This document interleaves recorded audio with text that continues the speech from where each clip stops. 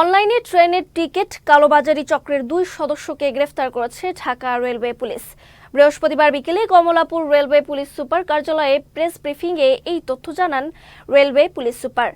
Online গ্রুপের মাধ্যমে দীর্ঘদিন ধরে ঢাকা-কক্সবাজার রুটের টিকিট বিক্রি করে আসছিল একটি চক্র। আজ সকালে গোপন খবর পেয়ে Dhaka railway police Kamalapur rail স্টেশনে অভিযান চালিয়ে নয়ন আলী নামে একজনকে গ্রেফতার করে। পরে তার দেয়া তথ্যে রাজধানীর পল্লবী থেকে মূল হোতা আলামিন নামে আরেকজনকে গ্রেফতার করা হয়। এ সময় তাদের কাছ থেকে ঢাকা-কক্সবাজার রুটের ৩০০ আসনের ১৮৩টি টিকিট উদ্ধার করা হয়।